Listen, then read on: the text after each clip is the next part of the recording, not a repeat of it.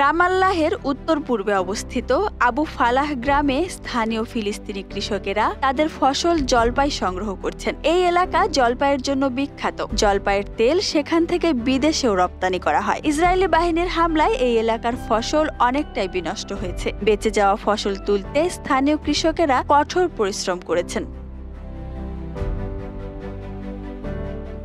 গ্রামের ভিডিও ফুটেজে দেখা গেছে কৃষকেরা জলপাই কুড়ি তোলা, ভাঙা শাখা সংগ্রহ করা এবং বাকি গাছগুলো ছাঁটাই করছেন। সে সময়ও ইসরায়েলি সেনারা উপস্থিত ছিলেন।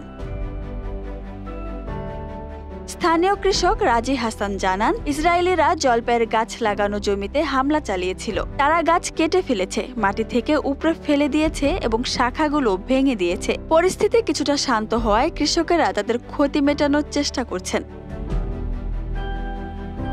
কৃষকেরা জানান, তাদের একটি জলপাই গাছও বাঁচেনি। এই গাছগুলো তাদের জন্য আত্মার মতো ছিল। এক কৃষক জানালেন, এই জলপাই গাছগুলো গ্রামের জীবিকা নির্বাহের অন্যতম প্রধান উৎস ছিল। এ থেকে তারা তেল, ইন্ধন সহ নানা প্রয়োজনীয় জিনিস সংগ্রহ করে থাকেন। স্থানীয় প্যালেস্টাইন মিডিয়ার প্রতিবেদনে বলা হয়েছে, ৫ অক্টোবর আবু ফালাহ গ্রামে বসতিবাসীরা ডজনেরও বেশি গাছের ক্ষতি করেছে। চলতি মৌসুমে এ ধরনের ১৪১টি হামলার ঘটনা রিপোর্ট করা হয়েছে। ইসরায়েল এ পর্যন্ত এ দাবির বিষয়ে কোনো মন্তব্য করেনি।